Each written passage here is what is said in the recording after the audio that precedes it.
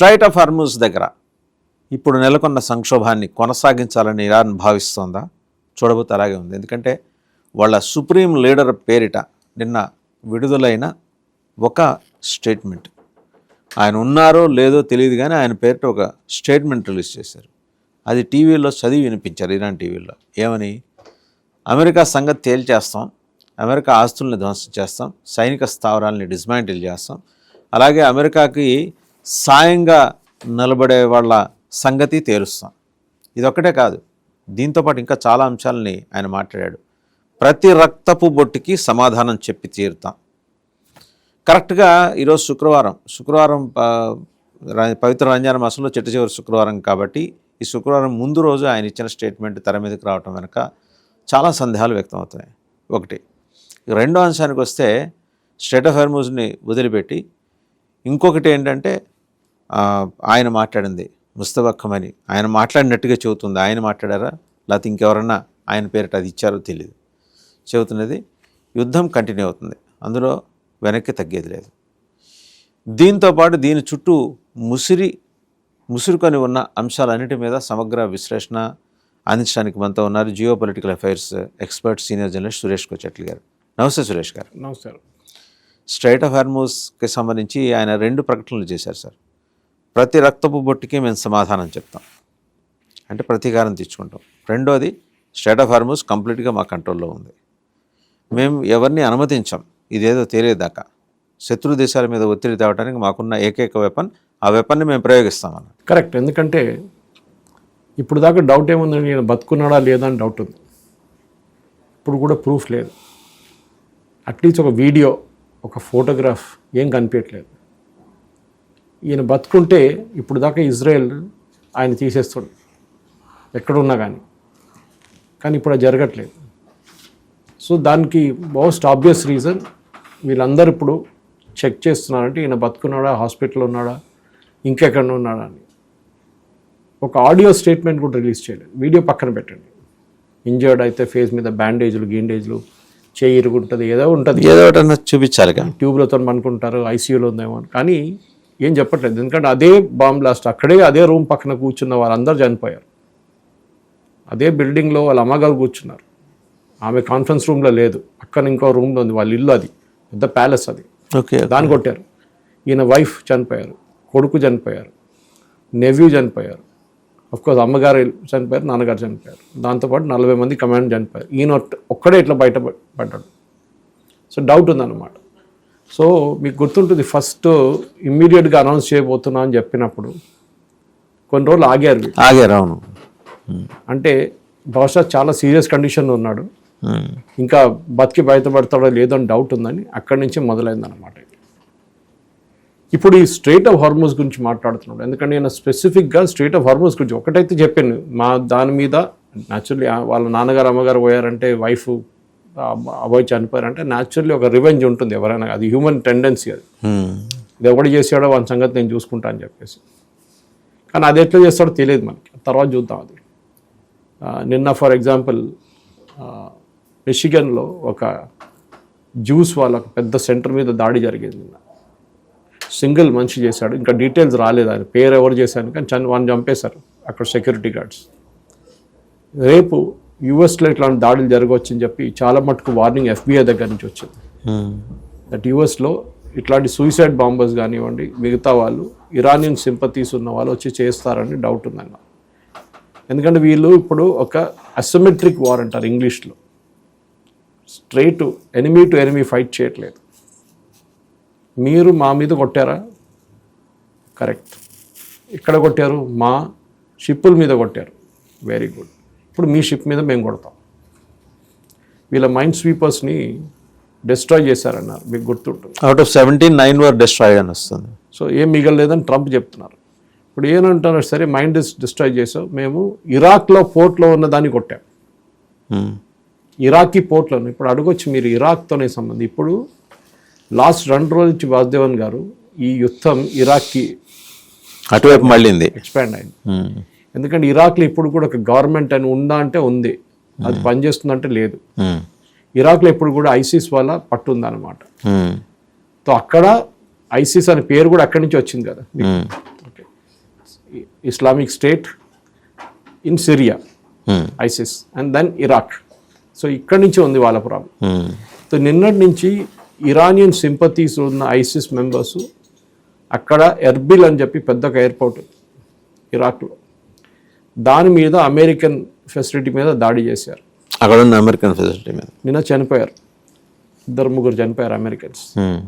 ఇవాళ పొద్దున ఒక పెద్ద ట్యాంకర్, అంటే రీఫ్యూలింగ్ ట్యాంకర్ అంటారు, బోయింగ్ ఎయిర్క్రాఫ్ట్ యాక్చువల్లీ, అది ఈ జెట్స్ అన్ని ఫ్లై చేస్తున్నప్పుడు దాంట్లో ఎయిర్లోనే రీఫ్యూల్ చేస్తారు. ఎయిర్లైన్ చేయొచ్చు సార్, మన దగ్గర కూడా ఉంది.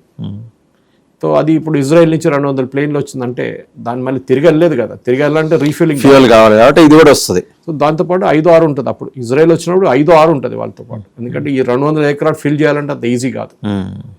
మన వాటర్ ట్యాంకర్ లాగా జిహెచ్ఎంసీలు తిరుగుతుంది చూడండి అట్లా. లైక్ ఇది ఇన్ ద ఎయిర్ అనుకోండి ఎట్లా ఉంటుంది సిచ్యువేషన్. ఇవాళ పొద్దున ఒక అమెరికన్ ఫైటర్ ఎయిర్క్రాఫ్ట్ని రీఫ్యూయల్ చేస్తున్నప్పుడు ఏదో టెక్నికల్ ప్రాబ్లం వచ్చి ఇది క్రాష్ అయింది. ఇప్పుడు దాకా దాని డీటెయిల్స్ రాలేదు. 6 మంది చనిపోయి ఉంటారు డెఫినెట్గా. ఎక్కడ సార్ ఇది? వేరే ఇరాక్లో జరిగింది, Iraq, somewhere near Erbil. So ఈ ఎర్బిల్ మీదనే లాస్ట్ 3-4 రోజుల నుంచి చాలా దాడులు నడుస్తున్నాయి. అది కాకుండా అమెరికన్ ఎంబసీ ఎర్బిల్లో, I believe it's the biggest in the world, ఒకసారి చెక్ చేయాల్సి వస్తుంది కన్సులేట్. ఎందుకంటే ఇప్పుడు దాకా నేను అనుకున్నాను మన హైదరాబాద్లో ఉన్న కన్సులేట్ అన్నిటికంటే పెద్ద అనుకున్నాను, కానీ ఎర్బిల్లో బిగ్గెస్ట్ అని చెప్పి అల్ జజీరా కరెస్పాండెంట్ ఇవాళ ఒక రిపోర్ట్ ఇచ్చారు అక్కడి నుంచి. ఇప్పుడు యుద్ధం చూడండి, ఇరాన్ నుంచి మారి ఇప్పుడు ఇరాక్కి వెళ్తుంది. ఇరాక్లో ఉన్న అమెరికన్ అసెట్స్ని కొడుతున్నారు ఇప్పుడు. మనందరూ అనుకున్నాం ఇది ఇరాన్లోనే ముగిసిపోతుంది, ఇరాన్లోనే ఫినిష్ అవుతుంది. కాదు. Then why Iraq was kept quiet అండి? ఏదండి ఇరాక్ ఎందుకు సైలెంట్గా ఉంది? ఇరాక్లో ఎక్కడుంది గవర్నమెంట్? ఓకే, గవర్నమెంటే లేదు కదా అక్కడ. ఈ ఫ్యాక్షన్స్ అందరూ కొట్టుకుంటున్నారు. దాంట్లో అన్నిటికంటే పెద్ద ఫ్యాక్షన్ ఇరాన్తో సింపతి ఉన్న ఐసిస్ వాళ్ళు. వాళ్ళు ఇప్పుడు కాదు, వాళ్ళు ఎప్పటి నుంచో లాస్ట్ 6 నెలల నుంచి అమెరికన్ ట్రూప్స్ మీద దాడి చేస్తున్నారు కంటిన్యూస్గా. ఇప్పుడు ఈ యుద్ధంతో అక్కడ మీరు ఫైట్ చేస్తే ఇక్కడ మీరు బిలీవ్ చేయరు, ఎర్బిల్ ఎయిర్ బేస్ మీద ప్రతిరోజు రాత్రి, ఇప్పుడు కాదు 6 నెలల నుంచి డ్రోన్ ఫైరింగ్ ఉంటుండే. కానీ మనకి అవుట్ సైడ్ వరల్డ్కి ఎప్పుడు చెప్పరు అమెరికన్స్, ఆ న్యూస్ అంతా దాచిపెడతారు. వాళ్ళు ప్రపంచంలో జరిగేది భూతద్దంలో చూపిస్తారు, వాళ్ళ దగ్గర జరిగేది మాత్రం చెల్లి. న్యాచురల్లీ అల్ జజీరా చూసుకుంటే మీకు తెలిసిపోతుంది. అప్పుడు al Jazeera at least anti American ఉండే, ఇప్పుడు ఖతార్ మీద దాడి చేశారు ఇరాన్ అని చెప్పి కొంచెం న్యూట్రల్ అయిపోయారు వాళ్ళు. It's own by the Qatari royal family, al Jazeera television channel. కానీ ఇప్పుడు జరిగిన దాంట్లో వాసుదేవన్ గారు ఇది చాలా డేంజరస్ సైడ్, ఇది ఇరాక్కి మూవ్ కావడం. ఎందుకంటే ఇదే ప్రాబ్లం రేపు సిరియాలో మూవ్ అయితే అక్కడ కూడా అమెరికన్స్ మీద దాడి చేస్తారు. లిబియాకి మూవ్ చేస్తే అక్కడ కూడా అమెరికన్ మీద దాడి చేస్తారు. ఇప్పుడు ఎట్లయిపోయిందంటే అమెరికా బేస్లో ఎక్కడెక్కడ ఉందో అక్కడ అన్ని దాడులు ఆల్రెడీ మనం చూసాం. సౌదీ అరేబియాలో కొట్టారు వీళ్ళు,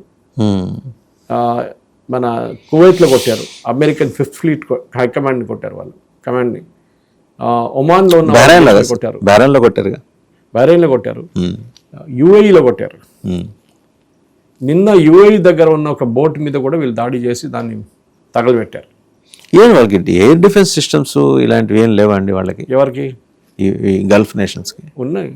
మీరు 50 డ్రోన్లు ఒకటేసారి పంపిస్తే ఎవరు ట్యాకిల్ చేస్తాడు దాన్ని? రైట్. 50 డ్రోన్లు పంపిస్తే మీరు ఎక్కడ ట్యాకిల్ చేయగలుగుతారు? స్వామ్ అంటారు దాన్ని. ఇప్పుడు మనం అనుకున్నామంటే ఇది ఉన్నదంతా ఆయుధాలు, మిసైళ్ళు, డ్రోన్లన్నీ ఇరాన్లో ఉందనుకున్నాం, కానీ ఇప్పుడు ఇరాక్లో కూడా ఉంది అది. అంటే ముందే వీళ్ళు సప్లై చేసి పెట్టుకున్నారు అక్కడ. కానీ ఇరాన్ చాలా స్ట్రాటజిక్గా ఇస్లామిక్ రెవల్యూషనరీ గార్డ్స్ మీరు ప్రస్తావన చేశారు కదా సార్ ఎర్బిల్ గురించి. అది 4 ప్రావిన్సెస్ క్యాటర్ చేస్తుంది, ఎర్బిల్, సులైమానియా, దుహోక్ అండ్ హలాబ్జా. పెద్దది, మీరు అనేది కరెక్టే, అత్యంత పెద్దది. So that is what I'm saying. So అమెరికాని ఎక్కడ వెళ్తున్నారు అక్కడ కొడుతున్నారు ఇప్పుడు. ఇనీషియల్లీ అమెరికన్ మిలిటరీ చాలా బాగా పర్ఫామ్ చేస్తుంది, దాంట్లో డౌట్ లేదు. సార్ మీరు అన్నారు పాలిటిక్స్ని యుద్ధాన్ని విడివిడిగా చూద్దామని. సో ముందర యుద్ధం చూద్దాం. యుద్ధం ఇప్పుడు ఎక్కడ వెళ్తుందని ఎవరికి అర్థం కావట్లేదు. ముందు ఒక స్ట్రైట్ ఫార్వర్డ్ బాంబింగ్ ఉంది. 28వ తారీఖు బాంబ్ తీసుకొచ్చి వీళ్ళ తల మీద వేశారు. 40 మంది వాళ్ళ కమాండర్స్ చనిపోయారు, వాళ్ళ సుప్రీం లీడర్, వాళ్ళ ఫ్యామిలీ మొత్తం ధ్వంసం. ఈయనొక్కరే బయటపడ్డారంట. మనకి ఇంకా తెలియదు దాని గురించి. ఇప్పుడు మనం ఇంక కొన్ని రోజులు వెయిట్ చేస్తేనే కన్ఫర్మేషన్ వస్తుంది. ఈవెన్ వియాన్ has carried out a story sir, ghost tapes అనే మాట వాడారు.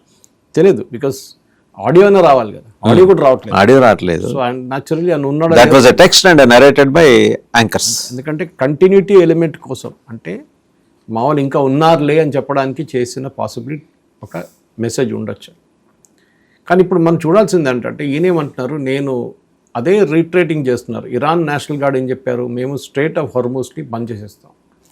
దానితోనే మన కిచెన్లో ఉన్న ఎల్పిజి నుంచి మనకు రావాల్సిన ఫర్టిలైజర్ దాకా పెట్రోకెమికల్స్, మన మెడిసిన్స్ తయారు చేసే మెడిసిన్కి ఉన్న కావాల్సిన అది కూడా అన్నీ ఇంపాక్ట్ అవుతుంది.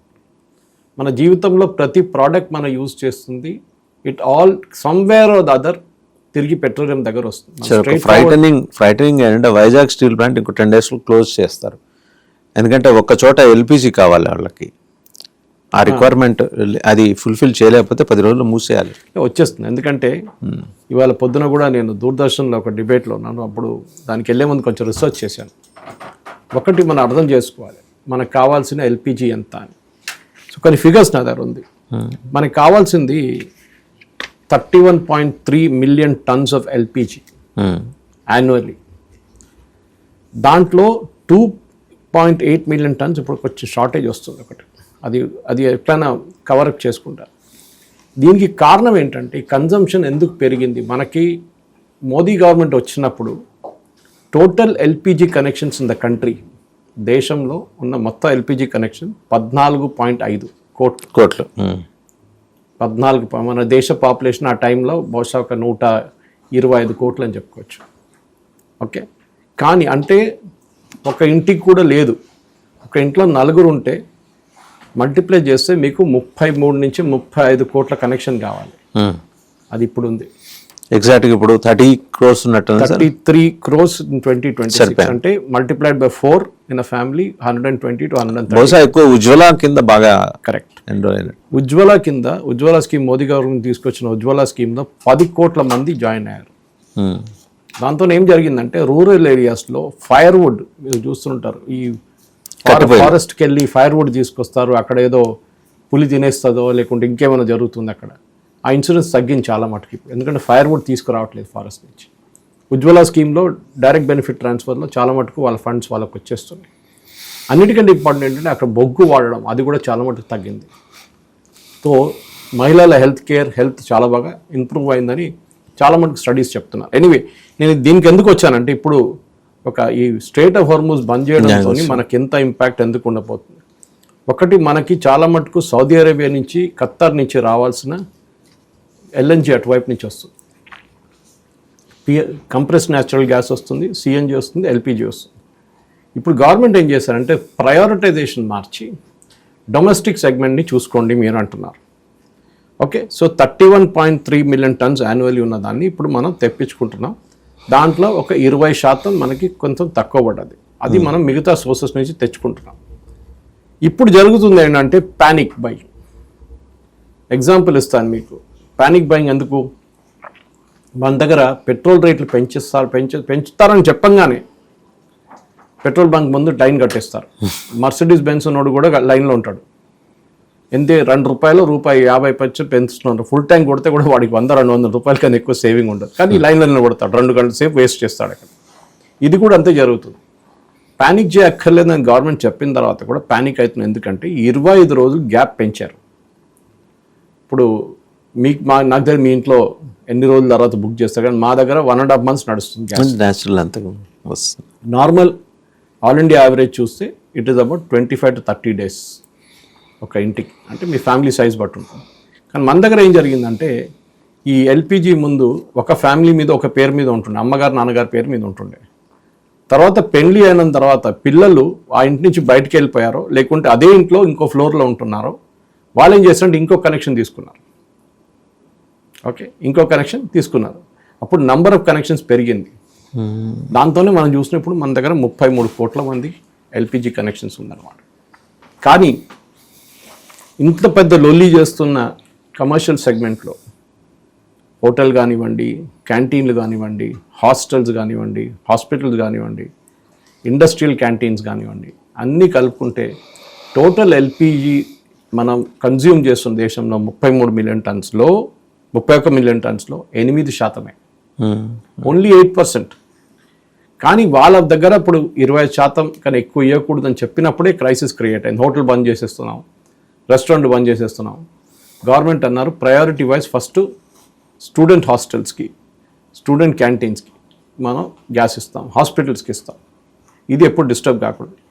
ఇంకొక వారం లోపల ఈ స్ట్రెయిట్ ఆఫ్ హార్మోస్ మనకు బంద్ అయితే కూడా ప్రాబ్లం లేదు, మనం మిగతా సోర్సెస్ని తెచ్చుకుంటున్నాం. కానీ డిస్టెన్స్ చాలా ఎక్కువ ఉంది కదా. మీరు యూఎస్ నుంచి తెచ్చుకుంటారో లేకుంటే గయానా దగ్గర నుంచి తెచ్చుకుంటే డిస్టెన్స్ ఎక్కువ ఉంటుంది. బహుశా ఇప్పుడు మన 3 ట్యాంకర్లు వచ్చినాయి మొన్న, 2 క్లియర్ అయింది, ఇంకోటి ఉంది, ఇంకా 14 లైన్లు ఉన్నాయి అక్కడ. దాన్ని వచ్చేస్తే వారం 10 రోజుల్లో సిచ్యువేషన్ కంప్లీట్గా క్లీనప్ అయిపోతుంది. కానీ ప్రైస్ పెరుగుతుంది, బికాజ్ ఇంటర్నేషనల్ మార్కెట్లో పెరిగింది ప్రైసెస్. రష్యా దగ్గర నుంచి కూడా తెచ్చుకుంటాం మనం గ్యాస్.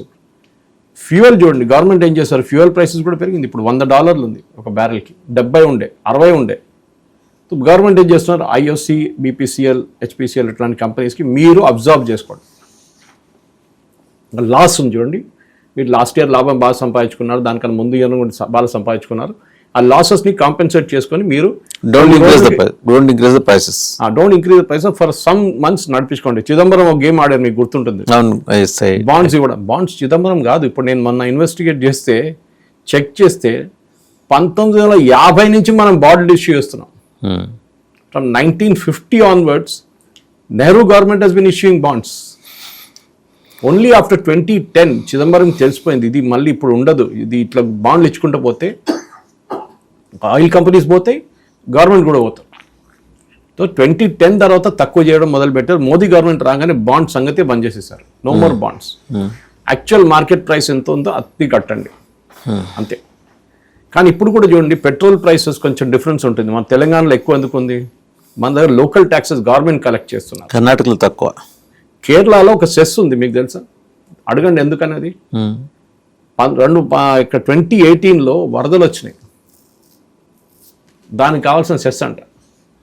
మన 2026లో ఉన్నాం, 8 ఏళ్ళు. దాని తర్వాత 2-3 వరదల తర్వాత వచ్చింది, అది ఇప్పుడు కూడా కలెక్ట్ చేస్తున్నారు. అట్లాంటి చాలా హిడెన్ సెసెస్ ఉన్నాయి, అది తగ్గించాలి. ఈవెన్ అట్ యూనియన్ గవర్నమెంట్ లెవెల్లో కస్టమ్స్ డ్యూటీ తగ్గిస్తే మనకి చాలా మటుకు పెట్రోల్ ప్రైస్ తగ్గుతుంది. గవర్నమెంట్ బహుశా ఇప్పుడు అది చేస్తున్నారు. గవర్నమెంట్ ఏం చేస్తారంటే $100 లేకుంటే $90 ఉండిపోతే కూడా గవర్నమెంట్ కస్టమ్స్ డ్యూటీ తగ్గించేస్తే ఆయిల్ కంపెనీస్ మీద అంత టెన్షన్ ఉండదు, వాళ్ళ కస్టమ్స్లో కస్టమర్కి అమ్ముతున్న కూడా ప్రాబ్లం ఉండదు. అంతే కదా సార్, క్యాస్కేడింగ్ కదా, అక్కడ పెరిగితే ఇక్కడ పెరుగుతుంది. ఇప్పుడు పెట్రోల్ బంక్కి వెళ్తే ఏ టెన్షన్ లేదు. సిఎన్జి ఆటోలు కొన్ని కార్లను లైన్లు, అది కూడా 1 వీక్ 10 డేస్ లోపల అది కూడా సార్ట్అవుట్ అయిపోతుంది. రేవంత్ రెడ్డి గారు వాళ్ళకి ఇంపార్టెంట్ అనౌన్స్మెంట్ చేశారు, with I think every state government should follow. Central government already చేస్తున్నారు. ఏంటది, ఇప్పటి నుంచి గవర్నమెంట్ కార్లు మీరు కొంటే మినిస్టర్లకు కానీ ఎవరికైనా కానివ్వండి, you should buy only electric cars. Good. మన డిపెండెన్సీ ఆయిల్ మీద తగ్గించాలి వాసుదేవన్ గారు. 85% మనకు కావాల్సిన మన క్రూడ్ ఆయిల్ మనం బయట నుంచి తెచ్చుకుంటున్నాము. ఇది తగ్గించడానికి టైం వచ్చేది. మినిమం ఒక 70 నుంచి 60% తగ్గించాలి, మెల్లమెల్లగా తగ్గించుకుంటూ పోవాలి.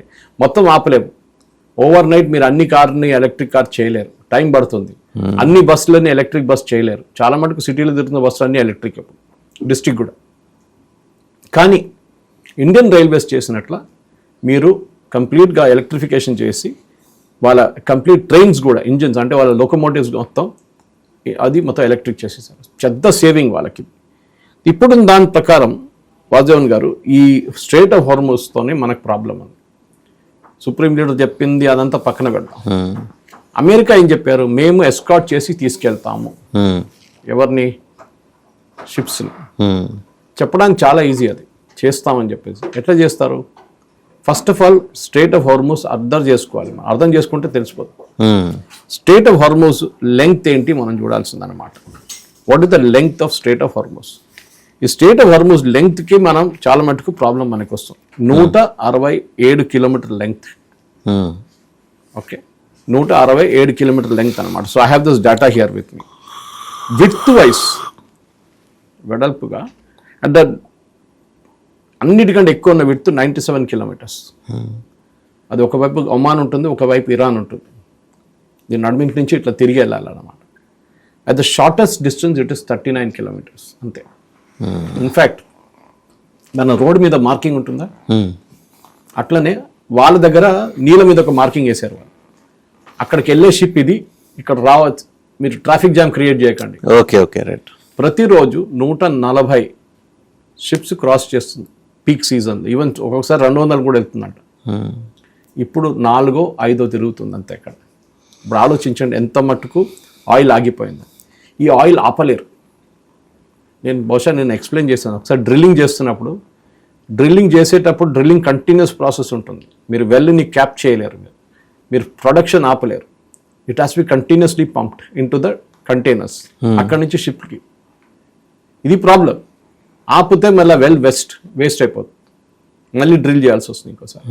సౌదీ అరేబియా ఏం చేశారంటే, వాళ్ళు దీనికన్నా ముందు ఈ ఇరాక్ వార్లో అందరూ ఒక లెసన్ నేర్చుకున్నారు. కానీ మనం అంటే యుఎస్ గవర్నమెంట్ నేర్చుకోలేదు ఒక లెసన్. మనం భారతదేశంలో నేర్చుకున్నాం మనం. అప్పుడు కూడా ఇదే జరిగింది. ట్యాంకర్లు మొత్తం ఆపేశారు. సద్దాం హుసేన్ కావాలని చెప్పి పిచ్చోన్లాగా బాంబింగ్ చేశాడు అక్కడిక్కడ. అప్పుడు ఇరాన్ కాదు problem, Saddam Hussein was problem. Kuwait నుంచి ట్యాంకర్లు బయటికి తీసుకురావాలి. కువైత్ మీద దాడి చేశారు సద్దాం హుసేన్, అది కూడా మీకు గుర్తుంది. అమెరికన్ నేవీ డిసైడ్ చేశారు, మేము షిప్స్ని తీసుకొస్తాం బయటికి త్రూ స్ట్రైట్ ఆఫ్ హార్మజ్. అది చేయడానికి వెళ్ళినప్పుడు వాళ్ళకి చిన్న లీగల్ ప్రాబ్లమ్ చిక్కున్నారు వాళ్ళు. ఏంటంటే వాళ్ళ చట్ట ప్రకారం, యుఎస్ కాన్స్టిట్యూషన్ ప్రకారం, యుఎస్ నేవీ ఏ షిప్నైనా ఎస్కాట్ చేయాలంటే సివిలియన్ షిప్, అది అమెరికన్ షిప్ ఉండాలి. మిగతా దేశాల షిప్ని మీరు ఎస్కాట్ చేయలేరు. ఇప్పుడు మన షిప్ బే ఆఫ్ బెంగాల్ తిరిగి ఒకసారి మన హూతీలతో గొడవ జరిగినప్పుడు ఇండియన్ షిప్స్ ఎస్కాట్ చేసి తీసుకెళ్లారు బయట. ఇప్పుడు మనం చేస్తాం కానీ అమెరికా చేయలేరు. సో ఏం చేశారంటే, ఆ టైంలో కువైత్ షిప్స్ అన్ని వాళ్ళ ఫ్లాగ్ దింపేసి అమెరికన్ ఫ్లాగ్ పెట్టేశారు. ఆ టైంలో ఇట్లా అమెరికా బయటికి తీసుకొచ్చారు బోర్డు షిప్స్ అన్ని, కువైత్ షిప్స్ అన్ని ఆయిల్తో సహా. ఇప్పుడు చేయాలంటే ఒకటి వాళ్ళ చట్టం మార్చాలి, లేకుంటే అక్కడి నుంచి వెళ్ళే ప్రతి షిప్ అమెరికన్ ఫ్లాగ్ వేసుకోవాలి. ఇది ఒక పెద్ద డైలమా ఉంటుంది. అది ఎట్లా సార్ట్ అవుట్ చేస్తారు. చట్టం మార్చాలంటే మరి అప్పుడు ఎలా కుదిరింది? అప్పుడు కుదిరి వీళ్ళు ఫ్లాగ్ ఎక్కించుకున్నారు, అమెరికన్ ఫ్లాగ్. ఓకే, బహుశా అందరూ ఇప్పుడు అదే చేస్తారు. ఇప్పుడు ఒకవేళ అమెరికన్ ఫ్లాగ్ ఎగరేస్తే వీడు ఊరుకోడు కదండి ఇరాన్. అది అమెరికన్ ఫ్లాగ్ వేయడం ఒకటే కాదు, అది ఇరాన్ పక్కన పెడదాం మనం. Second is going to be your insurance. ప్రతి షిప్కి ఇన్సూరెన్స్ ఉంటుంది. మీరు అమెరికన్ ఫ్లాగ్ ఎక్కించినప్పుడు ఇన్సూరెన్స్ పెరుగుతుంది. అమెరికన్ గవర్నమెంట్ ఏమన్నారంటే, మేము స్పెషల్గా ఒక ఫండ్ క్రియేట్ చేస్తున్నాం, రీఇన్సూరెన్స్ మనం చేసిస్తాం మీకు షిప్స్కి. It is not possible. $20 billion పెట్టారు ట్రంప్ దానికోసం, ఒక ఫండ్ క్రియేట్ చేశారు మొన్న. యాక్చువల్లీ ఏదైనా షిప్ మీద దాడి జరిగితే, ఆ షిప్ మొత్తం డ్యామేజ్ అయితే, మీరు 5-6 షిప్పులు కూడా తీసుకుంటే, 10 షిప్పులు కూడా తీసుకుంటే $180 బిలియన్ కావాలి. రైట్. ఆయన పెట్టింది 20 బిలియన్, ఒక్క షిప్ కూడా పనికిరాదు. So reinsurance is ruled out. దానికోసం ఏ క్యాప్టెన్కి దమ్ లేదు ఆ స్ట్రైట్ ఆఫ్ హార్మజ్ నుంచి షిప్ బయటికి తీసుకురావడానికి. కానీ నిన్న మనం జయశంకర్ గారు మాట్లాడిన తర్వాత, భారతదేశంలో మన ఫ్లాగ్ పెట్టుకున్న 2 షిప్పులు క్రాస్ చేసుకున్నాం. దానికన్నా ముందు 2 రోజుల ముందు ఇంకో షిప్ కూడా పోయింది అక్కడి నుంచి, అదే రూట్ నుంచి. ఈ షిప్స్ ఏం చేస్తున్నారంటే, ఇప్పుడు వాళ్ళ ట్రాన్స్పాండర్ అని ఒకటి ఉంటుంది, ప్రతి ఎయిర్క్రాఫ్ట్కి ఉంటుంది, షిప్కి ఉంటుంది. అంటే it is like a GPS system, GPS with location. మీరు ఎక్కడున్నారో నాకు తెలుసు. అట్లా షిప్స్ ఏం చేస్తున్నట్టు, స్ట్రైట్ ఆఫ్ హార్మజ్ నుంచి ట్రావెల్ చేస్తున్న ట్రాన్స్పాండర్ ఆఫ్ చేసేస్తున్నారు. అది డేంజరస్ కూడా. అది కరెక్ట్ కాదు కదా sir. As per law you should not do it. Second is, ఇప్పుడు అది ఆపేస్తే వాడి మూమెంట్ తెలియదని రాడర్కి చిక్కదు. ముందున్నోడు కూడా తెలియదు వెనక ఏముంది అనేది, వీడికి తెలియదు ముందేముంది షిప్ అని. ఇదంతా పెద్ద సూపర్ ట్యాంకర్స్. అది కూడా కాదు, అది కాదు, అన్నిటికంటే డేంజర్. ఇరాన్ కూడా ఎవరు దేని మీద ఫైర్ చేస్తాడు ఇప్పుడు చెప్పలేం కదా. ఎనీథింగ్ దట్ మూవ్స్ దాని మీద ఫైర్ చేస్తాడు. సో ఇది చాలా కాంప్లికేట్. స్ట్రైట్ ఆఫ్ హార్మజ్ అనేది మనం చాలా మంది నిన్ను అడిగారు, హార్మజ్ అని పేరు ఎక్కడి నుంచి వచ్చింది. ఈ హార్మజ్ అని పేరు ఒక పార్సీ నేమ్, జొరాస్ట్రియన్ నేమ్. వాళ్ళ దేవుడు పేరు అన్నమాట. God of wisdom and light, అగ్ని అహూర్ మాజ్దా అని చెప్పి వాళ్ళ దేవుడు ఉన్నారు. దాని నుంచి వచ్చిన పేరు హార్మజ్. అఫ్ కోర్స్ పర్షియన్స్ అంటారు, అది కాదు. మదర్ హార్మోన్ ఉంది ఒకటి, గల్ఫ్ ఆఫ్, ఇది డేట్స్ ఉంటుంది కదా, డేట్స్ పామ్ గురించి వచ్చిన పేరు అని చెప్తారు. కానీ చాలా మంది ఆల్రెడీ అంగీకరించారు. ఎందుకంటే ఆ టైంలో Zoroastrian religion was the religion of Iran, పర్షియాలో ఆ టైంలో. తర్వాత అలెగ్జాండర్ ద గ్రేట్ వచ్చినప్పుడు అక్కడ నుంచి వెళ్తూ ఆయన మొత్తం ధ్వంసం చేశాడు జొరాస్ట్రియన్ రిలీజియన్ని చాలా మటుకు. కానీ భారతదేశంలో వచ్చి పోరస్తో ఓడిపోయిన తర్వాత రిటర్న్ వెళ్ళిపోయారు చూడండి, బ్యాబిలాన్ చనిపోయారని ఇరాక్లో. ఈ డైట్ దేర్ అనమాట. సో తర్వాత మళ్ళీ అదే రిలీజియన్ తిరిగి వచ్చింది. కానీ దాన్ని ఇస్లాం వచ్చినప్పుడు 16th సెంచరీలో మళ్ళీ మొత్తం జొరాస్ట్రియన్ రిలీజియన్ వైపాటు వాళ్ళందరూ పారిపోయి భారతదేశం వైపు వచ్చేసారు. ఇప్పుడు పార్సీలు అంటాం మనం. దగ్గర ఉన్నారు కదా జంషెడ్జీ టాటా ఫ్యామిలీ వీళ్ళు అందరూ వెరీ వెరీ రిచ్. ఆ టైంలో entire Iran was a Zoroastrian country. ఆలోచించండి, స్మృతి ఇరానీ వీళ్ళందరూ కూడా అక్కడ. కరెక్ట్. సో ఇట్లాంటి దాంట్లో ఈ స్ట్రెయిట్ ఆఫ్ హోర్మూజ్ని ఒక క్రిటికల్ ఏం చెప్తారు చోక్ పాయింట్ అని చెప్పాలి మనం. ఎందుకంటే అటువైపు ఇట్లానే ఒక స్ట్రెయిట్ ఉంది ఒకటి, రెడ్ సీ, బాదల్ మందాబ్ అని చెప్పి అక్కడ ఒక చోక్ పాయింట్ ఉంది అక్కడ కూడా. అక్కడి నుంచి సౌదీ అరేబియా ఇప్పుడు ఏం చేస్తున్నారంటే కొత్త పైప్ వేశారు. వాళ్ళకి ఇరాక్ వార్దాతలు చేసుకున్న ఒక లెసన్ అది. $2 million పంప్ చేసి ఒక పైప్ లైన్ వాళ్ళకి వెల్ నుంచి డైరెక్ట్ ఈ రెడ్ సీకి తీసుకొచ్చారు. కానీ $2 million ఎక్కడ సరిపోతుంది? ప్రతిరోజు మినిమం ఎవరు పంపిన అట్లీస్ట్ 30 నుంచి $40 billion పంప్ చేస్తే, బిలియన్ బ్యారెల్స్ పంప్ చేస్తేనే అవుతుంది. 20 is nothing, 2 is nothing. So మీరు మినిమం పెంచాల్సి ఉంది. అదొక లాంగ్ టర్మ్ ప్లాన్ ఉండొచ్చు బహుశా. కానీ అక్కడ కూడా ఒక ప్రాబ్లం ఉంది. ఏంటది? ఈ బాదల్ మందే దగ్గర కూర్చున్న వాళ్ళు ఎవరు? హూతీలు. దీనికన్నా ముందు కూడా మనం చూసాం హూతీలు వాళ్ళు ఎక్కడ కూర్చుంటే అక్కడ నుంచి వాళ్ళు కొడతారు, ఇక్కడ నుంచి వీళ్ళు కొడతారు. కానీ అక్కడ ఎక్కువ ప్రాబ్లం లేదు. ఆ స్ట్రైట్ నుంచి ఎక్కువ షిప్స్ ట్రావెల్ కాదు. కానీ స్ట్రైట్ హోర్ముజ్ ఓపెన్ పెట్టాల్సిందే. ఎందుకంటే ఇక్కడ నుంచి వెళ్ళేది, ఫర్ ఎగ్జాంపుల్ బాదల్ మందేబ్ వచ్చే షిప్స్ అన్ని ఏషియాకి వెళ్ళదు, యూజువల్ యూరోప్కి వెళ్తుంది. ఇటు నుంచి తిరిగి వెళ్ళిపోతుంది. సో హూతీలు కొట్టరు వాళ్ళని. ఏషియా వైపు తిరిగారు అనుకోండి, అప్పుడు హూతీలు కొడతారు యమన్ నుంచి. సో ఇది మేజర్ ఇష్యూ అనమాట ఇప్పుడున్న దానికి. సో బహుశా ఇంకొక 10 రోజుల్లో దీనికి ఒక డిసిషన్స్ రావాల్సి వస్తుంది. US has to take a call. వాళ్ళు చేయకపోతే వాళ్ళతో సహా మిగతా నేటో దేశాలు లేకుంటే మిత్ర దేశాలు ఎవరైనా కలిసి ఈ స్ట్రెయిట్ ఆఫ్ హార్మోస్ ని ఓపెన్ చేయడం. కానీ అంత ఈజీ కాదు. స్ట్రెయిట్ ఆఫ్ హార్మోస్ లో డెప్త్, నేను కిలోమీటర్ గురించి మాట్లాడాను, 165 కిలోమీటర్ లెంగ్త్ ఉంది, 97 కిలోమీటర్ అన్నిటికంటే వైడ్, 30 కిలోమీటర్ అన్నిటికంటే నారో. నడిమిట్లో ఒక మార్కింగ్ వేశారు, అప్ రోడ్ ఇది, డౌన్ రోడ్ ఇది. అంటే it is just like a bottle neck and more importantly the depth of that is only 200 meters. అంత పెద్ద షిప్స్ తక్కువ కదండి, కానీ పోతుంది. సూపర్ ట్యాంకర్స్ కెన్ మేనేజ్ 200 నుంచి 300 మీటర్లు ఉన్నాయి. Even your aircraft carrier can go through that. కానీ స్పీడ్ చాలా తక్కువ ఉంటుంది. అక్కడే ఇరాన్ అడ్వాంటేజ్ ఉంది. స్పీడ్ తక్కువ ఉన్నప్పుడు అటు కొడతారు. అండ్ మైన్స్ ఉంటే ఇంకా డేంజరస్. ఎందుకంటే ఈ షాలోలో మైన్స్ పెడతారు సార్ వీళ్ళు.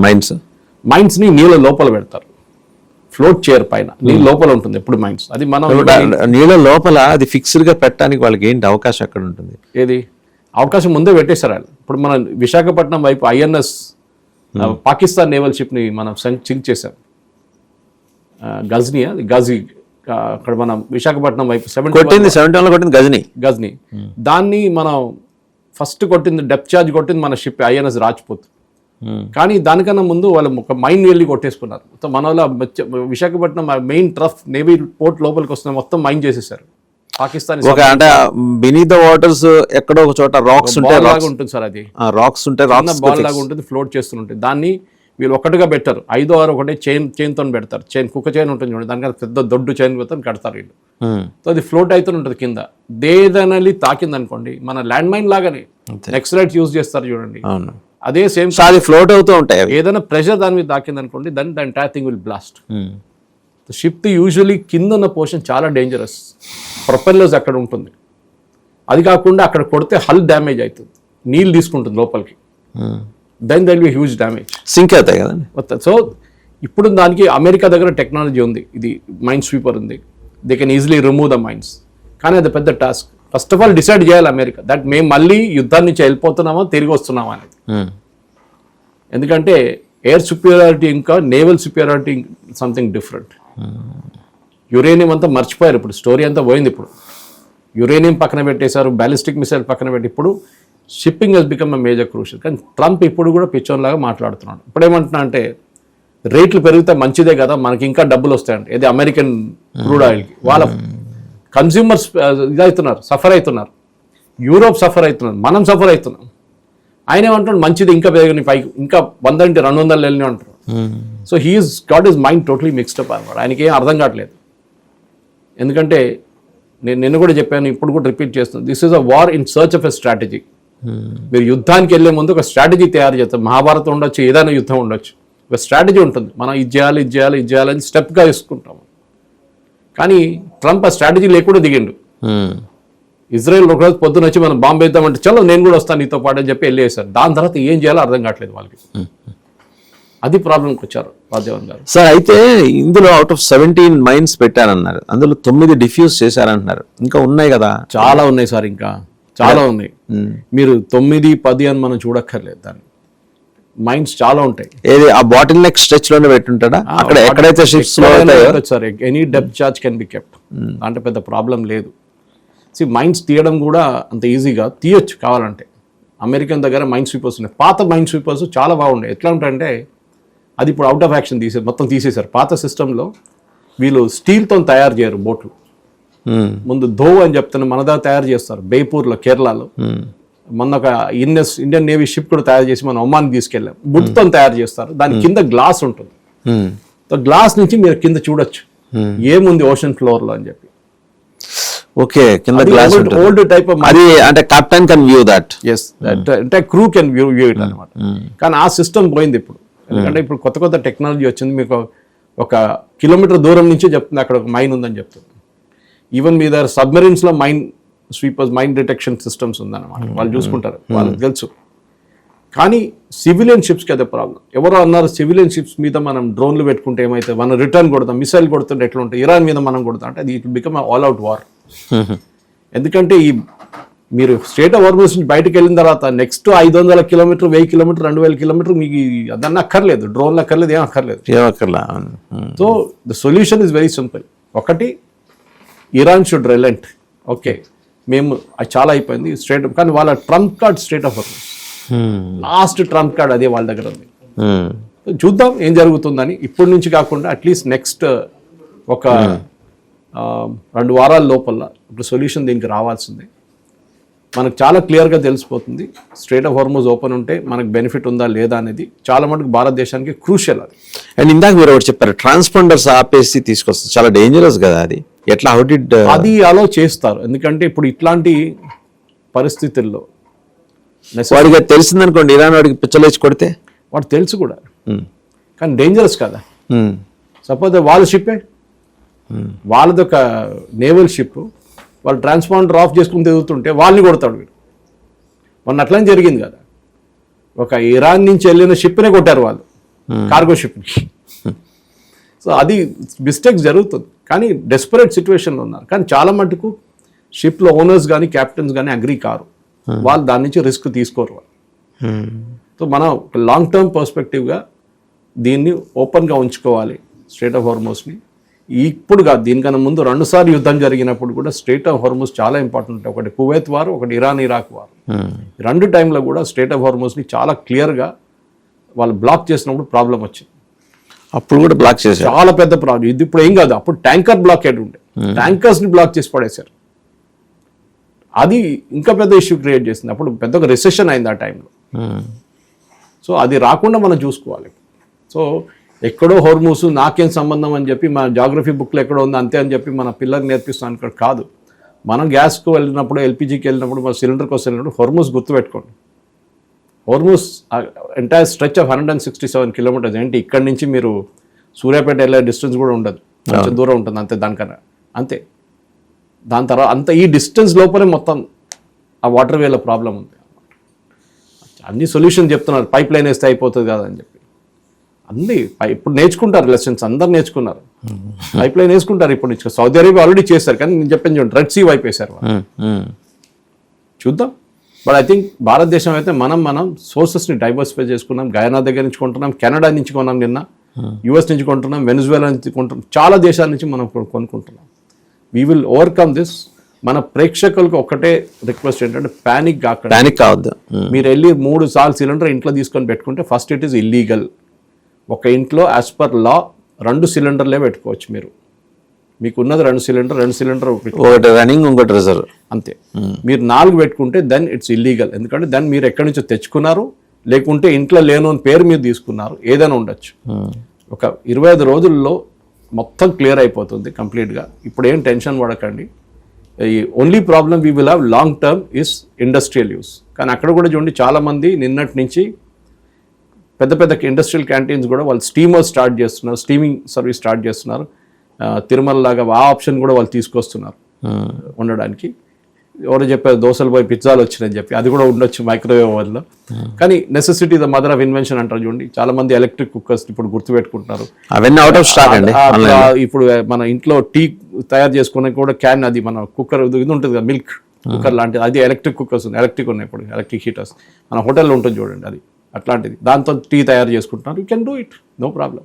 లాంగ్ టర్మ్ సొల్యూషన్ కాదు, అంతే కదా. బికాజ్ పెద్ద పెద్ద గేటెడ్ కమ్యూనిటీస్లో ప్రాబ్లం లేదు మీకు. పెబల్ సిటీ లాంటిది మిగతా దాంట్లో మీకు పైప్ గ్యాస్ వస్తుంది, దానికి ఏ డిస్టర్బెన్స్ లేదు.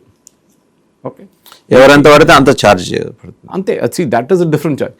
ఇప్పుడు మీరు పెరుగుతుందంటే మోదీ గారు ఏం చేస్తారు, దాన్ని ఇంటర్నేషనల్ లెవెల్లో పెరుగుతుంది. Yes, on their own state government, central government కలిసి కూర్చొని ఎల్పిజి ప్రైసెస్ని, పెట్రోల్ ప్రైసెస్ని జిఎస్టీ కింద తీసుకొస్తే చాలా మటుకు ప్రైసెస్ తగ్గుతుంది. కానీ స్టేట్ గవర్నమెంట్ అగ్రీ చేయరు. వాళ్ళకి మెయిన్ డబ్బులు వచ్చేది మందు, లిక్కర్ నుంచి, పెట్రోల్ డీజిల్ నుంచి. ఈ రెండింటి నుంచే వాళ్ళకి డబ్బులు వస్తాయి. వాళ్ళు తగ్గించరు, వాళ్ళు జిఎస్టీలో రానియరు వాళ్ళు. ఎందుకంటే జిఎస్టీలో పెట్టగానే అది 18% అయిపోతుంది, which they don't want. Huge loss ఉంటుంది వాళ్ళకి. అది మీరు రేవంత్ రెడ్డి దగ్గర అడగండి, అక్కడ పినరాయి విజయన్ దగ్గర అడగండి, సిద్ధరామయ్య దగ్గర అడగండి, ఈవెన్ ఢిల్లీ ముఖ్యమంత్రి దగ్గర అడగండి, యోగి ఆదిత్యనాథ్ వాళ్ళ దగ్గర, అందరు నో అంటారు. ఎందుకంటే వాళ్ళకి మిగతా రెవెన్యూ సోర్స్ ఏం లేదు. నేను అనుకున్నాను ఈ 2 రోజుల్లో 3 రోజుల్లో, ఇన్ని రోజుల నుంచి క్రైసిస్ ఉంది కదా, రోడ్డు మీద ట్రాఫిక్ తగ్గుతుంది అనుకున్నా. తగ్గట్లేదు, అదే రష్ ఉంది. మన వాళ్ళకి 200 రూపాయలు లీటర్ పెడితే కూడా మన వాళ్ళు రోడ్డు మీద తిరుగుతారు అప్పుడు కూడా. ఇది డిఫరెన్స్. కానీ as a long term measure మనం ఎలక్ట్రిసిటీకి మూవ్ చేయాల్సిందే. We have to move from petrol to electricity. So thank you Suresh గారు. ఇన్ఫ్యాక్ట్ మనం చూసాం కదా, స్ట్రైట్ ఆఫ్ హార్మోస్ ఇంపార్టెన్స్ ఏంటి, దాని పొడవు ఎంత, దాని వెడల్పు ఎంత, ఆ బాటిల్ దగ్గరకు వచ్చేప్పటికి షిప్స్ ఎలా స్లో డౌన్ అవుతాయి, దాన్ని ఈ ఇరాన్ డిప్లాయ్ చేసిన హౌతీస్ కానీ ఎలా అడ్వాంటేజ్ తీసుకొని సూసైడ్ బోట్స్ తోటి వెళ్ళి డిస్టర్బెన్స్ క్రియేట్ చేద్దామని చూస్తున్నాయి. చేయలేదు, ఇంతవరకు చేసే అవకాశం ఉంది, చూస్తున్నాయి. ఆల్రెడీ కొన్ని చోట్ల చేశారు. బట్ ఇవన్నీ కూడా ఏంటంటే అంతిమంగా పర్మనెంట్గా స్ట్రైట్ ఆఫ్ హార్మోస్ క్లోజ్ అయిపోవడానికి కారణం అవుతాయి. సో దానివల్ల నష్టపోయేది ఇరాన్ కూడా. ఎందుకంటే ఇరాన్ పంపించాలనుకునేది బయట ప్రపంచానికి కూడా త్రూ స్ట్రైట్ ఆఫ్ హార్మోసే. సో దీని మీద ఒక క్యాలిక్యులేషన్ అక్రాస్ ద గ్లోబ్ నడుస్తుంది. కాబట్టి ఆల్టర్నేటివ్ మీన్స్ కోసం అన్ని దేశాలు వెతుకుతున్నాయి. అండ్ ఈ సమస్య ఒక 3-4 వారాల లోపల, సురేష్ గారి లెక్క ప్రకారం అయితే 25 days లోపలే ఇది అడ్రస్ అవుతుంది. అండ్ దానికి ఉన్న విశేష ప్రాధాన్యం దృష్ట్యా దేశాలన్నీ కూడా గమనం తీసుకోవాలి, ప్రపంచ దేశాలన్నీ కూడా. సో ఈ పరిస్థితి ఇరాన్ మ్యావరిక్గా తయారైంది. ఎట్టి పరిస్థితుల్లో స్ట్రైట్ ఆఫ్ హార్మోస్ని మేము అలౌ చేయము అక్కడి నుంచి వెళ్ళటానికి అని అంటే ప్రపంచం డైనమిక్సే మారుతుంది. సో అది ఎలా మారుతుంది ఏంటనేది నెక్స్ట్ ఎపిసోడ్లో చెప్పుకుందాం.